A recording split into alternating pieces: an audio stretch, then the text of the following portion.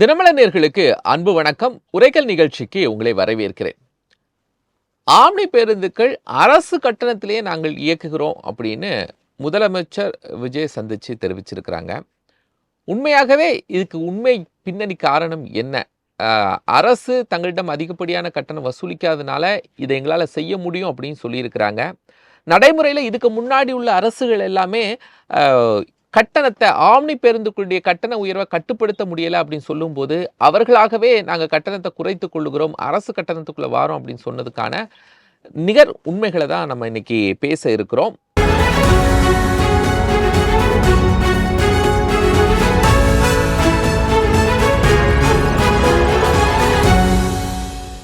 நம்மோடு 2 கருத்துரையாளர்கள் இணைகிறாங்க. ஆம்னி பஸ்கள் ஆடி ஆஃபர், லஞ்சம் கேட்க ஆள் இல்லாததால் அரசு கட்டணத்தில் சேவை தருகிறோம் அப்படிங்கிற கருத்தில் தான் நம்ம சொல்ல இருக்கிறோம். ஒருவர் ஆம்னி பேருந்து உரிமையாளர் சங்கத்தினுடைய நிர்வாகி திரு தாரை திருஞான சம்பந்தன், மூத்த பத்திரிகையாளர் திரு KKR ஆதித்தன், இருவரையும் வரவேற்றுக் கொள்கிறேன். நான் முதல்ல திருஞான சம்பந்தம் சார்ட்ட தான். திருஞான சம்பந்தம் சார், இந்த ஸ்டேட்மெண்ட்டை நீங்கள் எப்படி சொல்கிறீங்க? ஆம்னி பேருந்துகள் அரசு கட்டணத்தில் இயக்கப்படும் அப்படிங்கிறது எதனால் முதலமைச்சர்கிட்ட இந்த விஷயத்தை முதல்ல கொண்டு போனாங்க? சார், ஆம்னி பேருந்துகளை அரசு கட்டணத்தில் இயக்க முடியுமா என்றால், வருடத்திற்கு 300 நாள் நாங்கள் அரசு கட்டணத்தை விட குறைவாக தான் இயக்கிட்டு இருக்கோம். முதல்ல அந்த இதை நீங்க புரிஞ்சுக்கணும். வருடத்துல 300 நாள் அரசு கட்டணத்தை விட குறைவாக தான் இயக்குறோம். இன்னைக்கு கூட சென்னை டு மதுரை எடுத்து பாருங்க, அரசு ஸ்லீப்பர் பேருந்து 850 ரூபாய் இருக்கும், எங்க பேருந்து 600 ரூபாயில இருந்தே இருக்கும். அதனால நாங்க அந்த விழா காலங்கள் ஒரு 20 நாள் 25 நாளை தவிர மற்ற நாட்கள்ல அரசு பேருந்தை விட குறைவாக தான் நாங்க இயக்கிட்டு இருக்கோம். முதல்ல இந்த கருத்தை புரிஞ்சுக்கணும் நீங்க. ஸோ இனி விழா காலங்களில் இப்படி மாற்றம் இருக்குமா? அதே டாரிஃப்ல தான் கொண்டு போவீங்களா? விழா காலங்கள்ல சார், விழா காலங்கள்ல டிமாண்ட் அண்ட் சப்ளை தான் சார் உலகமே. டிமாண்ட் கம்மியா இருக்கும் போது கம்மியா இருக்கும், சப்ளை ஜாஸ்தியா இருக்கும் போது இப்ப டிமாண்ட் கம்மியா இருக்குங்கிறது தான். எங்களுக்கு இப்ப டிமாண்ட் கம்மியான பீரியடு, வருஷத்துல ஒரு 20-25 நாள் தான் அந்த பீரியடே இருக்கு. இல்லை வீக்கெண்ட் வெள்ளிக்கிழமை, சனி, ஞாயிறு போன்ற நாட்கள்ல கட்டணம் அதிகம். இன்னைக்கு வெள்ளி சனி ஞாயிறுலாம் ஒரு பெரிய கட்டணமே இல்லை சார். வெள்ளி சனி ஞாயிறுலாம் குறைஞ்சிருச்சு, கட்டணம் குறைஞ்சிருச்சு. ஏன்னா வண்டி தேவைக்கு அதிகமான வாகனங்கள் வந்துருச்சு, அதனால கட்டணம் குறைஞ்சிருச்சு. சரி, இப்ப திடீர்ந்தால் அறிவிப்பு ஏன் இதை போன வருஷம் சொல்லல, இப்ப சொல்றீங்க? சார், அது அறிவித்தவரை சார் நீங்க கேட்கணும், அறிவிச்சவங்களா கேட்கணும். அதாவது சங்கம் 2-3 சங்கங்கள் இருக்கு சார். ஆம்னி பேருந்து சங்கம், அதுல ஒரு சங்கம் அறிவிச்சிருக்காங்க. அவங்க எல்லா இடத்துலயும் லஞ்சம் இல்லாத லாவண்யம் இல்லாத நடக்கணுங்கிறதுக்காக அந்த ஒரு முயற்சியை எடுத்திருக்காங்க. அதை எடுத்தால் நாங்கள் 500 பேருந்துகளை இயக்குவோம் என்பது உண்மையிலுமே இயக்க முடியும். எங்களால 500 இல்ல, இன்னும் நிறைய பேருந்துகள் கூட இயக்க முடியும். அந்த பண்டிகை காலங்களை தவிர்த்து மற்ற நாள்ல அரசு பேருந்து கட்டணத்திலேயே எங்களால இயக்க முடியும். ஆனால் லஞ்சம் மிக அதிகமாக தான் இருக்கு இன்னமும். இல்ல, எதுக்கெல்லாம் வாங்குறாங்க சார்? நீங்க RTO ஆபீஸ்க்குள்ள உள்ள போயிட்டு வெளியே வரணும்னா பணம் கொடுத்தாதான் சார் வெளியே வர முடியும். நீங்க உள்ள போகணும்னா பணம் வேணும், வெளியே வரணும்னா பணம் வேணும். எந்த அலுவலகத்தில் எப்பவுமே தொடர்ந்து தான் சார் இருக்கு. இப்பவும் தொடர்ந்துட்டு தான் இருக்கு. இப்ப அதிகமாயிருக்கு, காட்சியில் அதிகமா இருக்குங்கிறீங்களா? அதிகமே ஆயிருக்கு. சரி, நான் ஆதித்யன் சார்கிட்ட போயிட்டு வந்துடுறேன். ஆதித்யன் சார், ஒரு ஸ்டேட்மெண்ட் இப்படி வருது, நாங்கள் அரசு கட்டணத்தில் இயக்கலாம், லஞ்சம்லாம் வாங்குறதெல்லாம் குறைச்சிட்டாங்கன்னு ஒரு அமைப்பு சொல்கிறாங்க.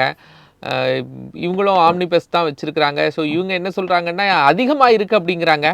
அதாவது ஆம்னி பஸ்ஸுங்கிறது தமிழ்நாட்டில் கிட்டத்தட்ட சுமார் 3000 பஸ் போடுறதா கணக்கு காமிச்சாங்க சங்கத்திலேருந்து. அதில் ஒரு 1500க்கு மேலே உள்ள பஸ் தான் தமிழ்நாடு பெர்மிட்.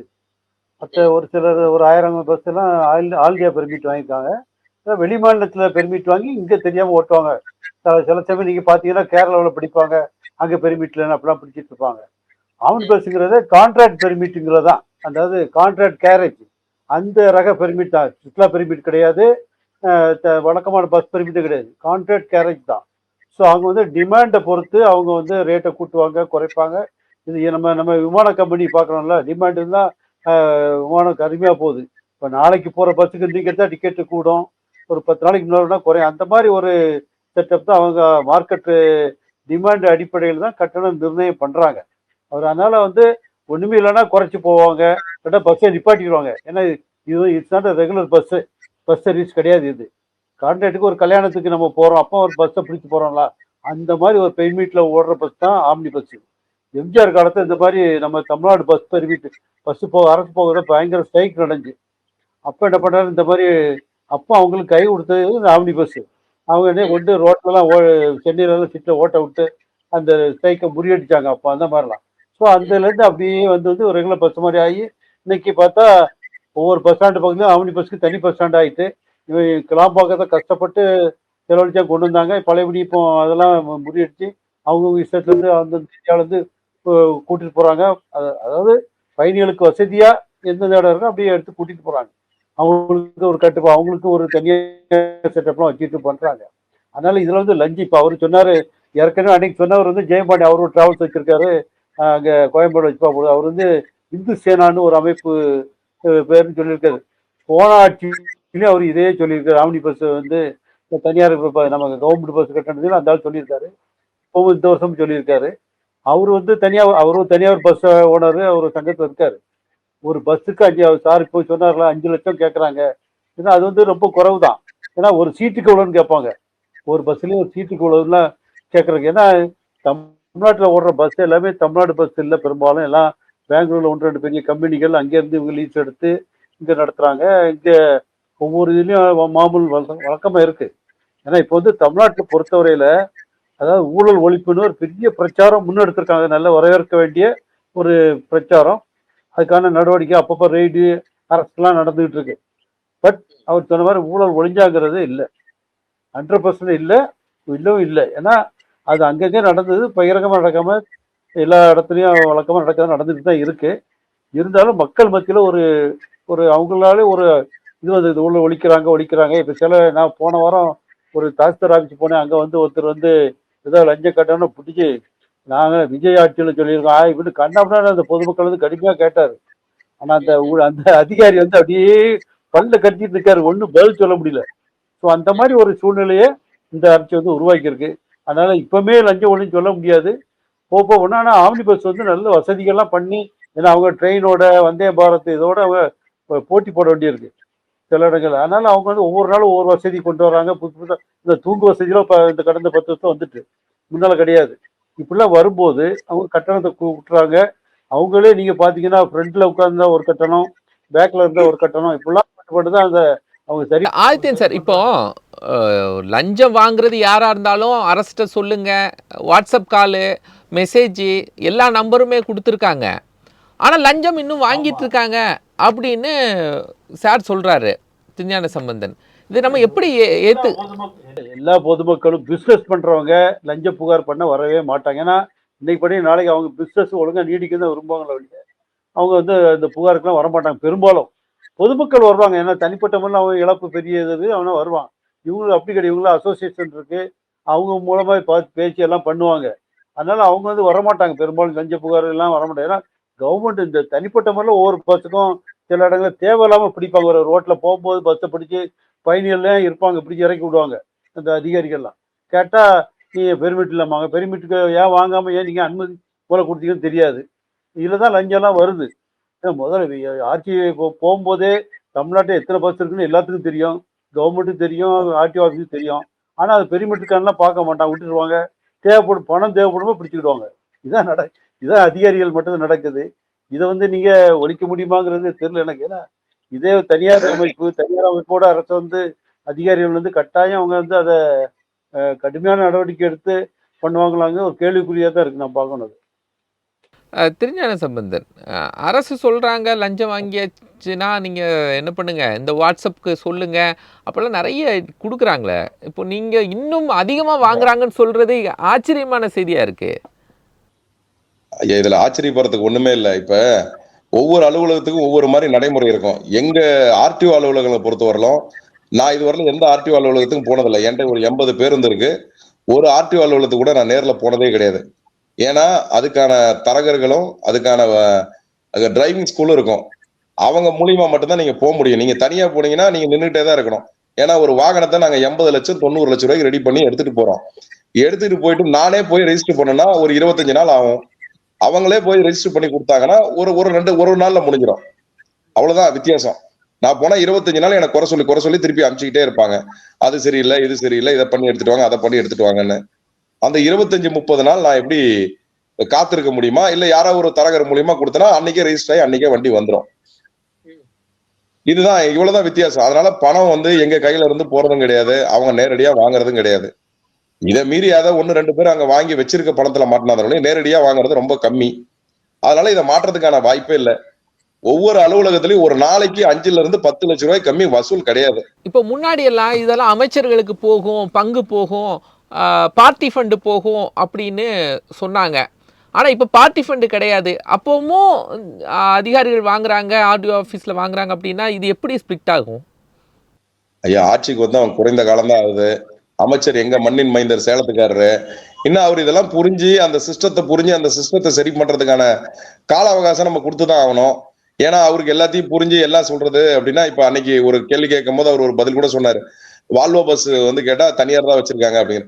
அவருக்கு வால்வோ பஸ்ஸுக்கும் ஆம்னி பேருந்துக்குமான வித்தியாசமே இன்னும் அவ்வளவு சரியா அந்த காலகட்டத்தில் அந்த ஒரு வாரத்துக்குள்ளார கேள்வி கேட்கும்போது அவருக்கு தெரியாம இருந்துச்சு. அதை கூட எல்லாம் கிடையாது. நான் தான் சொன்னேன், அது கத்துக்கிறதுக்கு நான் எல்லாமே ஆரம்பத்துல ஆம்னி பஸ்னா வால்வோ பஸ் தான் நினைச்சிட்டு இருப்பாங்க. அது லைலாண்டு, டாடா எல்லா வண்டியும் ஓடுது. அது புரியாது மக்களுக்கு. அதை புரிஞ்சு அவர் எல்லாம் வரதுக்கான கால அவகாசம் அவருக்கு கொடுத்துதான் ஆகணும். அவரும் கத்துக்கிட்டு தான் இருக்காரு. அவர் மேல குற்றம் சொல்ல முடியாது. அதிகாரிகள் தான் அதுக்கான முயற்சிகளை எடுக்கணும். அதிகாரிகள் இன்னும் அந்த அளவுக்கு அவங்க அதுக்குள்ளார இருந்து வெளியே வரல. ஆதித்யன் சார், உண்மையாவே அமைச்சர்களுக்கு அந்த விஷயம் தெரியல, பட் அதிகாரிகள் இன்னும் அதே மாதிரி அச்சம் இல்லாமல் இருக்காங்களா? ஆமா, அதாவது அதிகாரிகளை பொறுத்தவரை நீங்க சாதாரண ஒரு கீழ் மட்டத்துல இருந்து இப்ப ஆர்டிஓ போனீங்கன்னா ஒரு லைசன்ஸை புதுப்பிக்கணும்னு போடுங்க. புதுப்பிக்கணும் என்ன செய்யணும்? நான் காலையில நேரில் சாத்தணும், நேரில் போனா ஒரு நாள் ஆகும். 2 வீலருக்கு பண்றதுக்கு நின்றுகிட்டே இருக்க வேண்டியதுதான். அதே இது ஒரு பயிற்சி பள்ளி மூலமாவோ ஒரு புரோக்கர் மூலமோ போனா அவங்க அந்தந்த அதிகாரி அவங்க கணக்கு வச்சிருக்காங்க. அந்த அதிகாரி போயிருது, அந்த அதிகாரி மேல் அதிகாரி மாவட்ட இன்னைக்கு கீழே எவ்வளவு வசூலாகுறது கம்ப்யூட்டர்ல தெரிஞ்சிடும். இப்பெல்லாம் முன்னால மாதிரி பணம் கேஷ் பிசிக்கலா மெட்ராஸ் வர்றதுக்கு 3-4 நாள் ஆகும். இப்போ அப்படி இல்லை. பணம் கட்டினோடனே இன்னைக்கு எவ்வளவு வசூல் தெரியும். அப்போ இவ்வளவு வசூல் 5% தான் அப்போ நமக்கு வரணுமேங்கிறது மேலுள்ள அதிகாரி பாக்குறாரு. முன்னால என்னன்னா அமைச்சர்கள் கட்டாயம் வசூல் பண்ணாங்க. இங்கேருந்து அதிகாரிகள் இந்த வசூல் பண்ண படத்தை ஒரு அமௌண்ட் அமைச்சர்கள் கப்பம் கட்டினாங்க. ஒவ்வொரு மாவட்டத்துல இருந்தும் ஆர்டிஓ ஆஃபீஸ் கப்பம் கட்டுவாங்க. அது உண்மையா நடந்திருக்கு. நம்ம அதாவது எதிர்த்துவாங்க, அந்த துண்டு சீட்டுல சுருட்டி சுருட்டி பணம் கிடக்கும். அவங்க சில மந்திரிகளுக்கெல்லாம் கொடுப்பாங்க, சாக்கு முட்டையில் கட்டி அப்படிலாம் சொல்லுவாங்க அந்த போக்குவரத்துல. அதனால அது இப்போ அமைச்சர்களுக்கு அந்த விவரம் தெரியல. அவங்க கடுமையான மேல் மட்டத்துல ஊழல் இல்லைங்கிற மாதிரி வந்தா கூட அதிகாரிகள் அந்த பணத்தை என்ன செய்யறாங்க? அதுதான் இப்ப பெரிய ஏன்னா அதனால அதிகாரிகள் நமக்கு லஞ்ச ஒழிப்புத்துறை அடிக்கடி கீழ் மட்டத்துல அதிகாரி ரெய்ட் பண்றாங்க, தால் ஆபீஸ் பண்றாங்க, ஆர்டிஓ பண்றாங்க. மேல் மட்டத்தில் உள்ள அதிகாரிகளை கண்காணிக்கணும். ஐஏஎஸ்ல இருந்து போக்குவரத்து அந்த டைரக்டர் அந்த மாதிரி பெரிய அதிகாரி இருக்காங்களா, அவங்கள கண்காணிச்சா போதும். அவங்க எப்படி வாங்குறாங்க, பணம் வாங்குறாங்க கரெக்டா தெரிஞ்சாலே கீழ் மட்டத்த பணம் மாட்டோம். கட்டாயம் அது அவங்கள போய் செக் வைக்கணும். அவங்களுக்கு அது நம்ம எப்படி வைக்க போறோம்னு தெரியல. ஏன்னா அன்னைக்கு ஒரு அதிகாரி சொல்றாரு, இந்த பணம் 4 கை மாறி மாறி மாறி மெட்ராஸ் போயிடும், அது யாருக்கும் தெரியாது அப்படின்னு வேற ஒரு பதிவாளர் சார் பதிவு ஒருத்தர் சொன்னாரு. அந்த மாதிரி சாதாரண புரோக்கர் வாங்கி கொடுக்காரு. பத்திரப்பதிவு இப்போ நம்ம பழனி மேட்டெல்லாம் நடஞ்ச பத்திரப்பதிவு நடக்குது. ஆனா அது அவங்களுக்கு சம்மந்தம் இல்லாம மேல வரையும் போயிடுது. அதே மாதிரி இங்க ஆர்டிஓ ஆபீஸ் தமிழ் இப்போ ஊழல் புழங்குற இடம்னா ஆர்டிஓ ஆபீஸ், பத்திரப்பதிவு, இந்த மாதிரி இடங்கள் தான். இபி இந்த மாதிரி இதெல்லாம் எப்படி கொண்டு வர போறாங்கன்னு தெரியல. ஏன்னா ரெய்டு நடந்தா மட்டுமே அதை நம்ம நிறுத்த முடியுமான்னு தெரியல. வேற வழியில நம்ம ஆன்லைன்ல பண்றாங்களா, அதையும் கூட இக்கனா வச்சிருக்காங்க. அங்க ஆன்லைன்ல பண்ண உடனே ஆட்டோமேட்டிக் கிடைக்கல. பண்ண பிறகு இங்க பழைய நமக்கு கிலோ அதிகாரி ஏதாவது டிக் வாங்கணும், அங்க ஒரு ஓகே வாங்கணும், அந்த மாதிரிலாம் ஒரு இக்கனை வச்சுதான் இந்த ஆன்லைன்ல கொடுக்குறாங்க. அதெல்லாம் நிறுத்தணும். நேரே போட்டோன்னா ஓகே பண்ண அவங்க பண்றாங்களா அப்படி பார்க்கணும்னா கரெக்டாக. ஏன்னா இப்போ பஸ் இந்த பள்ளி பேருந்துகளுக்கெல்லாம் செக் பண்றாங்களே, அந்த பள்ளி பேருந்துல கேட்டா தெரியும் ஒவ்வொரு பள்ளிக்கு எவ்வளவு வசூலாகும். ஆர்டிஓ செக் பண்றாங்க. முன்னால அது கூட நடக்காது, இப்போ கோர்ட்டு உத்தரவு நடக்குது. அது கூட இப்போ அந்த அதிகாரி எவ்வளவு கொடுக்குறாங்க, எவ்வளவு அந்த சங்கங்கள்ல இருந்து எவ்வளவு கொடுக்காங்க. இந்த சங்கங்கள் தான் இதுக்கு மெயின் காரணம். அவங்க ஈஸியா வசூல் பண்ண முடிஞ்சிருக்கு. ஏன்னா மொத்தம் வசூல் பண்ணி வாங்கிடுறாங்க. தனிப்பட்ட ஆள்கிட்ட வாங்குறத விட சங்கம் வாசினா பிரச்சனை இல்லாம போயிருல. அந்த மாதிரிலாம் கிடையாது. சங்கங்கள் மூலியமா எந்த பணமும் அதாவது எங்க சங்கத்து மூலியமா எந்த பணமும் நாங்க ஆம்னி பேருந்துகளை பொறுத்தவரையில எந்த சங்கமும் 3 சங்கங்கள் இருக்கும். 3 சங்கத்துல எந்த சங்கமும் நாங்க வசூல் பண்றது இல்ல. எந்த சங்கமும் யாரு எவ்வளவுன்னு பிக்ஸ் பண்றது இல்ல. மத்த அவரு சங்கங்கள்ல 5 வேணா லட்சம் அப்படி கொடுத்தேன்னு சொன்னாரு. இல்ல அவரு இல்ல. ஜெயம் பண்ணி 5 லட்சம் அதுதான் கொடுத்தேன்னு இல்ல, சொன்னாரு. நான் தொழில் பண்றது நேரடியா சொல்ல முடியாது. ஆனால் எல்லா காலகட்டத்திலயும் இது இருந்துகிட்டு தான் இருந்திருக்கு. இப்ப வந்து அதுக்கு ஒரு விடிவு காலம் கிடைக்குமா நாங்க எதிர்பார்க்கிறோம். அது கிடைச்சதுன்னா அதுக்குதான் சொல்றேன். இப்ப அவரு சொன்னாரு 150 ரூபா ஃபீஸ் இருக்கிறதுக்கு 1500 ரூபா பணம் கொடுத்தாதான் வாங்க முடியும். 1500 ரூபா ஃபீஸ் இருக்கிறதுக்கு வந்து 25,000 ரூபா பணம் கொடுத்து தான் நாங்க அந்த வேலையை செஞ்சுட்டு இருக்கிறோம். ஃபீஸ் 1500 ரூபா தான். அதில் நாங்களும் பல முறை பல கமிஷனர்ஸ் வரும்போது நாங்க இப்ப வந்து பல அமைச்சர்களோட நிறைய கோரிக்கை வச்சிருக்கோம். வாகன ரெஜிஸ்ட்ரேஷனுங்கிறது எதுக்காக ஆர்டிஓ அலுவலகத்துக்கு போகணும்? அண்டை மாநிலங்களெல்லாம் வந்து ஆந்திரா, கேரளா எல்லாம் வந்து வண்டி வாகனமே போத்தவில்லை. ஏன்னா புதிய வாகனங்களை குவாலிட்டி செக் பண்ணி எல்லாம் பண்ணி தான் வண்டி வெளியே வருது. அதனால அந்த வாகனங்களுக்கு ரெஜிஸ்ட்ரேஷன் ஆர்டிஓ அலுவலகமே போக தேவையில்லை. வண்டி தயாரா இருக்கா, போனோமா இன்வாய்ஸ் கொடுத்தோமா அதை வந்து அவங்களே ரெஜிஸ்டர் பண்ணி இதுவே கொடுத்துடலாம். வந்து யாரு டீலர்ஸே வண்டியை டெலிவரி கொடுக்கலாம். அந்த ஒரு முறையை நடைமுறைப்படுத்தணும். இது முதல் கோரிக்கை. ரெண்டாவது, இந்த பர்மிட் ரெனிவல் பர்மிட் வந்து இது வருதுன்னா 5 வருடங்களுக்கு ஒரு தடவை பர்மிட் ரெனிவல். 5 வருடம் ஒழுங்கா இருக்கால, 6வது வருஷம் ஒழுங்கா எல்லாம் போயிட போறாங்களா? அந்த ரெனிவல் ஆட்டோமேட்டிக்கா ஆன்லைன்ல நடக்கிற மாதிரி இருக்கணும். அதுக்கு வந்து பாத்தீங்கன்னா இப்ப வந்து வரி கட்டி இருக்கமா இல்லையான்னு வரி தடையில்லா சான்றிதழ் வாங்கிட்டு சொல்லுவாங்க. அந்த தடையில்லா சான்றிதழ் வாங்கணும்னா அதுக்கு போய் ஒரு நாள் நிக்கணும். அதுக்கு வந்து 150 ரூபா ஃபீஸை கட்டினா 1500 ரூபா 2000 ரூபாய் பணத்தை கொடுத்துதான் வாங்கிட்டு வரணும். அந்த காலத்துக்குள்ள நடக்கணும்னா அதுக்கு திருப்பி இன்னொரு தடவை போய் வாங்கணும். இதுதான் இப்ப வாகன் சைட் வந்துருச்சு. எங்க இருந்து உட்கார்ந்தாலும் பார்த்தா ஒரே நிமிஷத்துல எங்க இருந்து யார் வேணா பார்க்கலாம். இதை பல முறை நாங்க சொல்லிட்டோம். ஆனால் அதெல்லாம் அவங்க வந்து எங்க எங்க இதுல வாழ்வாதாரத்துல கை வைக்கிறீங்களான்னு கேக்குறாங்க. அந்த மாதிரி பல முறை சொல்லியாச்சு. இந்த மாதிரி வாழ்வாதாரத்துல கை வைக்கிறீங்களே அப்படின்னு சொல்லி யார் கேக்குறாங்க? இல்ல அதுதான் யாருன்னு பேரை சொல்றதுக்கு நான் வந்து தொழில் பண்றேனே. இப்ப நான் சொல்றது எல்லாமே வந்து எல்லாரும் தான் சொல்றாங்க. அதாவது ஆர்டிஓல இந்த துறையை பொறுத்தவரை 95% மோசமானவங்க தான் இருக்காங்க. 5% வேணா ஏதாவது இருக்கலாம். 95% காசு வாங்காத ஆளே கிடையாதுங்க இந்த துறையில. இப்ப முதலமைச்சர் கடந்த ஆட்சியில நீங்க நிறைய கொரிஸ் கொண்டு போயிருப்பீங்க. இப்ப புதிய அரசிடம் இந்த மாதிரி ஆம்னி பேருந்து சார்பில் நீங்க எல்லாம் ஏதாவது கொரிஸ் கொண்டு போயிருக்கீங்களா, கோரிக்கைகள் கொண்டு போயிருக்கீங்களா இந்த கவர்மெண்ட்? அதான் சொல்றேன். இப்ப நான் 50-60 நாட்கள்ல அவங்க புரிஞ்சுக்கவே முடியல. அவங்களுக்கு நிறைய விஷயங்கள் எங்க சங்கத்தை இதை எப்படி செய்யறதுன்னு 1-2 விஷயங்கள் கேட்டாங்க. நாங்க ஐடியா கொடுத்தோம். ஆனால் அதை நடைமுறைப்படுத்துவதற்கு அதிகாரிகள் ஒருத்தர் இந்த VLDC ஒரு விஷயத்துல நான் ஒரு எக்ஸாம்பிள் சொல்றேன் பாருங்களேன். VLDC வந்து விலை 7500 ரூபாய்க்கு கொடுக்கலாம், 15,000 ரூபாய் கொடுக்குறாங்கன்னு சொல்றாங்க. அடுத்த நாள் அதுக்கு ஒரு மீட்டிங் போறாங்க. 2 பேர் தான் உள்ள போறாங்க. 2 பேர் தான் தமிழ்நாட்டுல சப்ளை இருக்காங்க. மீதி சப்ளையர்லாம் வெளிநாட்டுல இருக்கிறாங்க, வெளி மாநிலத்துல இருக்காங்க. வரல மீட்டிங்னு சொல்றாங்களாம். அதை எப்படி ஒரு அமைச்சருக்கு தெரியும்? அமைச்சர் இந்த மாதிரி பிரச்சனை நடக்குன்னு கூப்பிட்டா 2 பேர் தான் சப்ளை இருக்காங்கன்னா தமிழ்நாட்டுல 6-7 சப்ளை இருக்காங்க. இது எப்படி தெரியும்? இது இவ்வளவுதான் விஷயம். நீங்க அதை எப்படி வேணா கொண்டு போலாம். அது வந்து அதிகாரிகள் நினைச்சாங்கன்னா அங்க மேல என்ன நினைக்கிறாங்களோ அவங்க நினைக்கிறதா செய்ய முடியும். அமைச்சர் நினைக்கிறதெல்லாம் செய்ய முடியாது. அதுக்கான அனுபவம் வந்து அவருக்கு வரலாம் அதிகாரிகள் கையில தான் இருக்கு. அதிகாரிகள் சரியாகணும். அவர்கள் எல்லாம் வந்து 5000 கோடி 10,000 கோடி ஒவ்வொரு வச்சிருக்காங்க. எத்தனையோ பேத்து மேல போய் CBI கம்ப்ளைண்ட் எல்லாம் கொடுத்தாங்க எங்க ஆளுங்க. போய் அந்த கம்ப்ளைண்ட் கூப்பிட்டு 2-3 தடவை விசாரிச்சுட்டு யார் மேலேயும் எந்த ஆக்ஷனும் எடுக்கல. இது CBI கம்ப்ளைண்ட் நடந்துட்டு தான் இருக்கு. இல்ல யாரு உங்க ஆம்னி பேருந்துல இருந்து கொடுத்திருக்காங்களா CBI கம்ப்ளைண்ட் எல்லாம் காலத்துல இருந்து கொடுத்த கம்ப்ளைண்ட விசாரிச்சாங்க. CBI வரலும் போச்சு. CBI வரலும் போயிட்டு அதுக்கப்புறம் விசாரிக்கல, விட்டுட்டாங்க. அவன் வந்து எல்லா டேட்டாவோடையும் தான் கொடுத்தாங்க. அந்த மாதிரி நிறைய இன்னைக்கு கம்ப்ளைண்ட் கொடுத்தீங்கன்னா நாளைக்கு அமைச்சர் ஆபீஸ்ல இருந்து எடுத்துட்டு வருவாங்க. அல்லது யார் புரோக்கர் மேல கமிஷன் வந்து கம்ப்ளைண்ட் கொடுத்தீங்கன்னா அவரே எடுத்துட்டு வந்து அந்த இதை காமிப்பாரு. அந்த மாதிரி சூழல் தான் இங்க நடந்துட்டு இருக்கு. நீங்க நினைக்கிற மாதிரி நாளைக்கு காலைல போனா நாளைக்கு காலைல நான் வண்டி ஓட்ட முடியாது. நாளைக்கு என் வண்டியை ரெஜிஸ்டர் பண்ண முடியாது, FC பண்ண முடியாது. எதுக்கு போனாலும் எந்த புரோக்கரும் எனக்கு ஒத்துழைக்க மாட்டாங்க, யாரும் ஒத்துழைக்க மாட்டாங்க. அதனால நாங்க யாரையும் வந்து எந்த காலகட்டத்திலையும் வணிகம் பண்ணதான் வந்திருக்கோம். இது வந்து அரசு தான் திருத்தணும். நான் ஒன்னே ஒண்ணு சொல்றேங்க. 2 வருஷமா சம்பளத்தை எடுக்காத அத்தனை அரசு சம்பளம் போடுறாங்கல்ல பேங்க்ல, 2 வருஷம் ஒரு நாள் எடுக்காம இருக்க முடியுமா? குடும்பம் நடத்த முடியுமா? 2 வருஷம் எடுக்காத அதிகாரிகளை மட்டும் தமிழ்நாட்டுல வந்து க்ளோஸ் பண்ணுங்க. மொத்த அதிகாரியும் வெளியே போயிடுவான். ஒருத்தவங்க கூட சம்பளத்தை பேங்க்ல போட்டதை எடுக்க மாட்டான். ஏன்னா வர வைக்கல. இதை மட்டும் தான், அது மட்டும் தான் அக்கௌண்ட்ல வருது, அக்கௌண்ட்லயே இருக்குன்னு அப்படியே விட்டுருவாங்க. வேணா நீங்க நாளைக்கு காலம் ஒரே ஒரு டேட்டா எடுத்து பாருங்க. அரசு அதிகாரிகள் யாரும் சம்பளத்தை எடுக்கவே மாட்டாங்க, அப்படியே தான் இருக்கும். அப்படின்னா மீதி எந்த வருமானத்துல குடும்பம் நடத்துறாங்க? ரொம்ப ரொம்ப நிறைய முக்கியமான விஷயங்களை பதிவு செய்றீங்க ஆதித்யன் சார். இவ்வளவு விஷயம் இருக்கு, ஆனா ரொம்ப சட்டேரா நாங்க லஞ்சம் இல்லாத ஆட்சி நடத்துவோம் அப்படின்னா எப்படி சார்? இது ரொம்ப சிம்பிளா காமனாவே தெரியுது. அதாவது இப்போ நம்ம வந்து ஒரு ஆட்சி, நம்ம லஞ்சம் இல்லாத ஆட்சின்னு சொல்றாங்க. ஆனா நம்ம பாருங்க ஒரு பகிரங்கமா ஒரு எதிர்க்கட்சியை உடைச்சி எம்எல்ஏக்களை இழுத்து ராஜினாமா பண்ண சொல்லி கொன்றாங்க. இப்போ அது எப்படி லஞ்ச ஊழல்? அது ஒரு ஊழல் தானே அது. அப்படி இப்ப நடத்துறவங்க ஆட்சியில எப்படி ஊழல் இல்லாம இருக்கும்? எனக்கு நம்ம அதிகாரிகள் மட்டும் ஊழல் இல்லாம நேர்மையா இருந்தா போதுமா? ஆட்சியாளரும் இருக்கணும். ஏன்னா அவர் விஜய் வந்து பெரிய வசதியானவர். அதை விட்டுட்டு வந்திருக்காரு. அவரு நேர்மையை நம்ம வந்து சந்தேகிக்க கூடாது. கரெக்ட் தான். ஆனால் அவங்க கட்சியை நடத்துறதுக்கு, ஆட்சியை நடத்துற செயல்கள் வந்து நேர்மையா இருக்குதான்னு நம்ம பார்க்கணும். அப்படி இருக்கும்போது அதுல வந்து ஊழல் அது குதிரை பேர ஊழல்ங்கிறது தொடர்ந்து நடந்து தமிழ்நாட்டுல வரலாறே இல்லாத அளவுக்கு தொடர்ந்து நடந்துட்டு இருக்கு. அந்த சைடு இந்த 2 சைடு பேசிட்டு இருக்காங்க.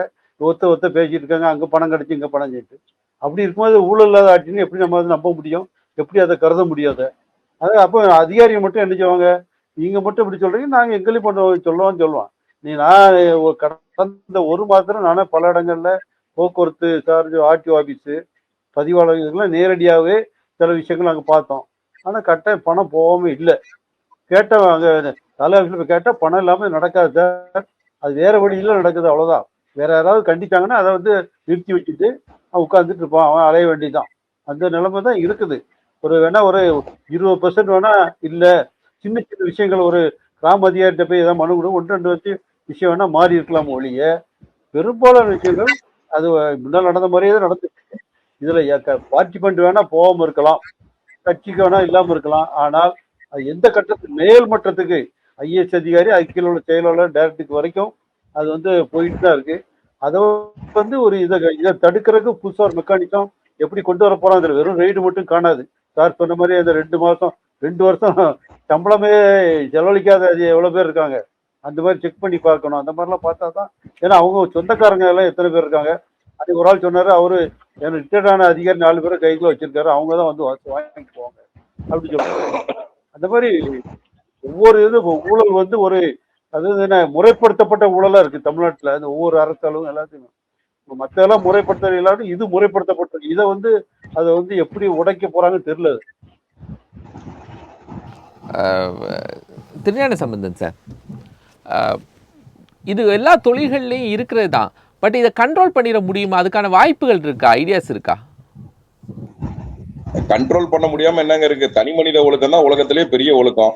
தனி மனிதனா பண்ணணும். இப்ப இதனால என்ன ஆகுது? லஞ்சம் அதிகமாக உங்களுடைய வந்து பொருளாதாரம் வந்து ஒரு தரமான பொருளாதாரமா இருக்காது.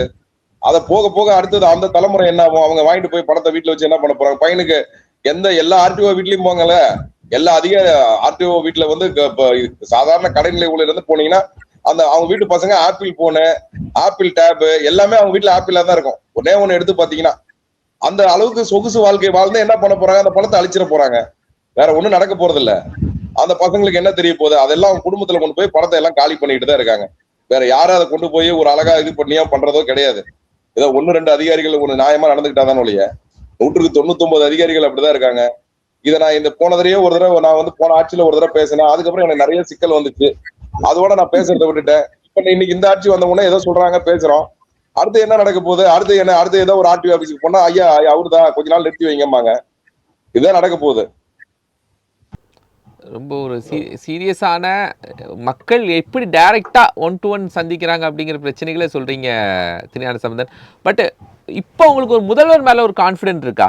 இந்த முதல்வர் செய்வார் அப்படின்னு ஒரு கான்ஃபிடென்ட் இருக்கா?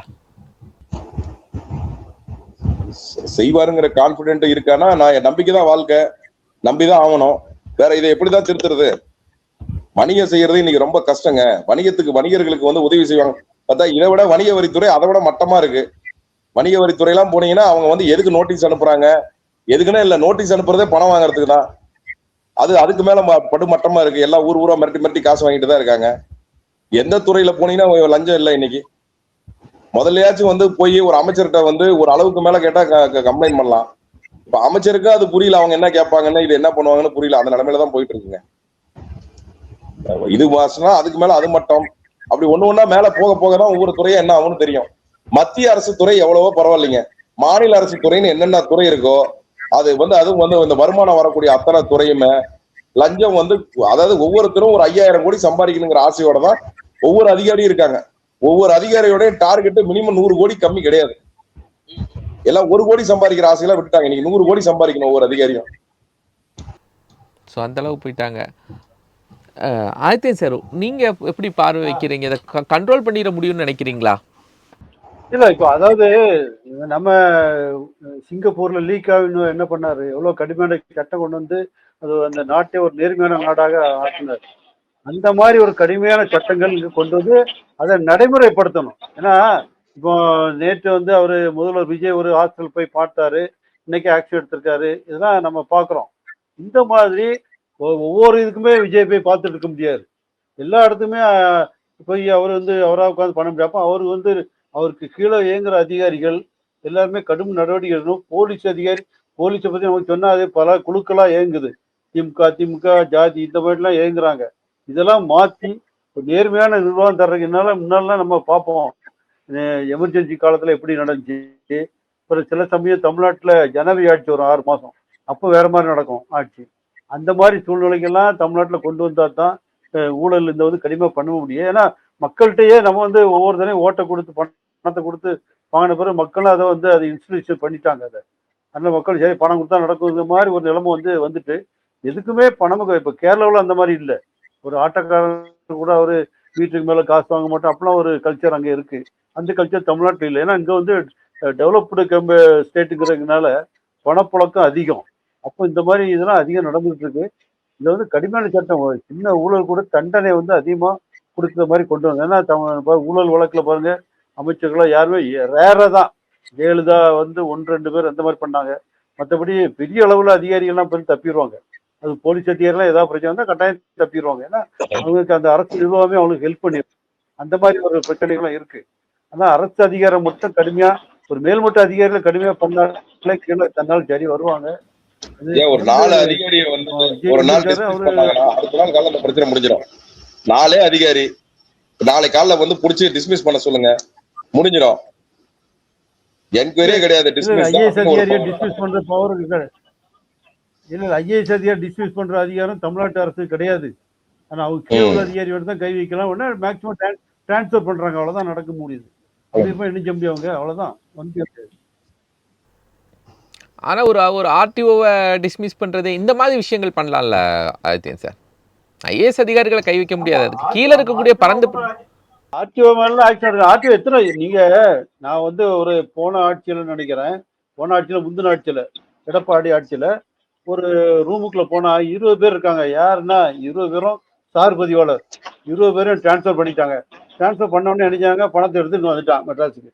வந்து பணத்தை கொடுத்து இப்போ டிரான்ஸ்பர் கேன்சல் பண்ணிட்டு போறதுக்கு வந்திருக்காங்க. ஒரே ரூம்ல 20 பேர் இருந்தாங்க சென்னையில. நேர்ல பார்த்தலாம். அப்படியேமா இந்த மாதிரி சூழ்நிலை தான் அது. அந்த அப்போ வந்து ஆட்சி அந்த அரசியல்வாதிகளுடைய லஞ்சம் அப்போ. இப்போ இந்த ஆட்சியில் அப்படி இல்லைங்கிற மாதிரி சொல்லிட்டே இருக்காங்க. ஆனா நமக்கு அப்படி சொல்லிட்டு இருக்கும்போது திடீர்னு பழனி மாதிரி சம்பவம் வந்து நம்ம நம்பிக்கையை ஒரு கேள்விக்குறி ஆகிக்கிறது இல்ல. ஐயா இந்த ஆட்சியில ஒரே ஒரு நன்மை, இந்த மாதிரி ஒரு பேச்சு வந்திருக்கு. அரசு அதுக்கு எதிராக பேசுது. இது 2 முதலமைச்சர் பேசுறாரு. அது 2 ஒரு நல்ல ஒரு சமிக்கையா தெரியுது. அதை வச்சு அடுத்து இப்போ வந்து கொஞ்சம் கொஞ்சமா மாற்றங்கள் வந்து ஒரே நாள்ல நடக்காது. ஏன்னா அதிகாரி ஒருத்தர் நம்ம நண்பர் ஒரு அதிகாரி ஒரு சொல்றாரு, ஏங்க எனக்கு இன்னும் 5 வருஷம் தாங்க இருக்குது, இந்த நேரத்துல ஏங்க இப்படி ஒரு பிரச்சனை வரணும், நான் 5 வருஷத்துல இவ்வளவு சம்பாரிச்சிட்டு போலான்னு ஒரு கணக்கு வச்சிருக்கேன், அதுக்கு எடுத்துடாதீங்க அப்படிங்கிறாரு. அதாவது அவரு இந்த 5 ஆண்டுகள்ல அவரு ஒரு திட்டம் வச்சிருக்காரு. இந்த 5 ஆண்டு முடிஞ்சு போச்சுன்னா அதுக்கப்புறம் வாய்ப்பு இல்லையா அவருக்கு, இன்னும் எனக்கு ரிட்டையர்மெண்ட் வந்துருங்க, அதுக்குள்ள நான் சம்பாரிச்சாவனுங்க, நீங்க எல்லாம் கம்முன்னு இருங்க அப்படிங்கிறாரு. அந்த மாதிரி இன்னைக்கு அவங்க எல்லாம் வந்து ஒரு டார்கெட் வச்சு ஒரு இதை போயிட்டு இருக்காங்க. ஏற்கனவே அதிகாரி ஒரு 50 கோடி சம்பாரிச்சிருக்காரு, நம்ம 100 கோடி சம்பாதிக்கணும். நாங்க வணிகம் பண்றவங்களோட அவங்க தான் இன்னைக்கு வந்து ரொம்ப அழகா அதை கட்டமைச்சிட்டு இருக்காங்க. அதனால இதை வந்து கண்ட்ரோல் பண்றதுக்கு ஒன்றும் பெரிய விஷயமே இல்லைங்க. அரசு நினைச்சு நாளை காலைல ஒரு 10 பேருக்கு மெமோ அமிச்சா போதும், அதிகாரிகள் அடுத்த நாள் காலைல வந்து வாங்க மாட்டாங்க. இன்னும் அந்த அளவுக்கே நம்ம வந்து இது வரல. நான் தான் சொல்றேன், சம்பளத்தை எடுக்காம எப்படி வாழ முடியும்? 2 வருஷம் 3 வருஷமா சம்பளமே எடுக்காத அதிகாரிகள் இருக்காங்க. நீங்க எடுத்தீங்கன்னா 90% அதிகாரி தமிழ்நாட்டுல வந்து வாங்குறவங்க எடுத்துக்க மாட்டாங்க. அவ்வளவுதான், சிம்பிள். நிறைய முக்கியமான விஷயங்கள் எல்லாம் பகிர்ந்துருக்கீங்க திருஞான சம்பந்தன். ஆம்னி பஸ்கள் ஆடி ஆஃபர், லஞ்சம் கேட்க ஆள் இல்லாதால் அரசு கட்டணத்தில் சேவை தருகிறோம் அப்படின்னு தான் நம்ம வாதத்தை இது பண்ணியிருந்தோம். பட் அதுக்குள்ளே இவ்வளோ விஷயத்தை 2 கருத்துரையாளர்களும் நம்மோடு பகிர்ந்து கொண்டு இருக்கிறாங்க. திருஞான சம்பந்தன், மூத்த பத்திரிகையாளர் திரு ஆதித்தன், இருவருக்கும் நன்றி. நேயர்களே, மற்றும் ஒரு நிகழ்ச்சியில் நம்ம சந்திக்கலாம். நன்றி.